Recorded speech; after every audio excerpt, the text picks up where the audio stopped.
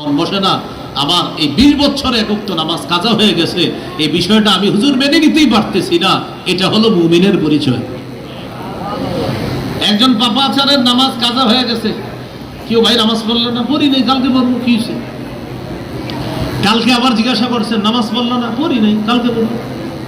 কেউ ভাই জোহর বললেন না, পড়ি নাই, আসর পড়বো। আসরের সময় বললেন, আসরও তো বললেন না, মাগরিব পড়বো। মাগরিবের সময় এশা পড়বো। এশার সময় জিজ্ঞাসা করছেন, এ ভাই জানতো কালকে পড়বো, জান। 1 সপ্তাহ নামাজ পড়ে না।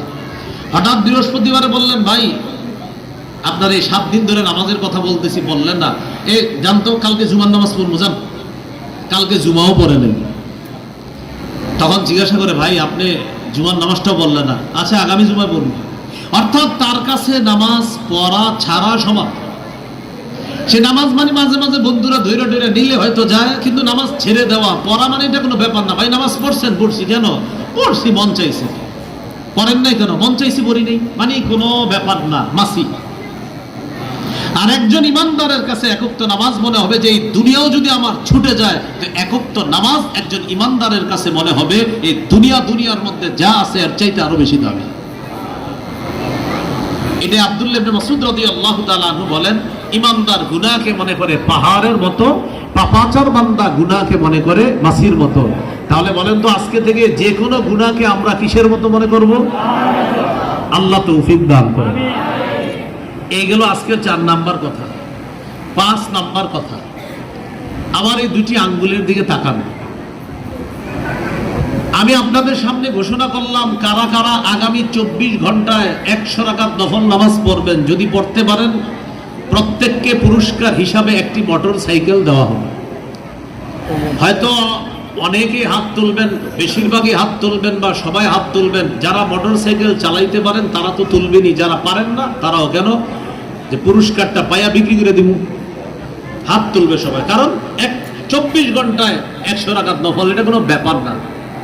তো এই ব্যক্তি মনে করেন, এই হলো একজন, আরেকজন, এই ব্যক্তি 2 ব্যক্তি, যাই হোক, আরেকটা ঘোষণা করা হলো, ভাই আগামী 24 ঘন্টায় যারা যারা একটা গুনাহ করতে পারবেন না, তাদেরকে একটা মোটরসাইকেল দেওয়া হবে।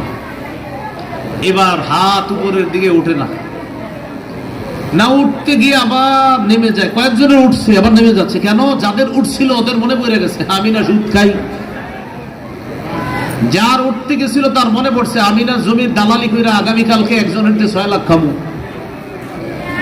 হাতটা উঠতে গিয়ে মনে পড়ে গেল, আন্দাজি উঠলে আমি তো দুধ বিক্রি করার সময় মানুষকে খাঁটি বইল যে 1 কেজি পানি দিয়ে জানে মানুষ।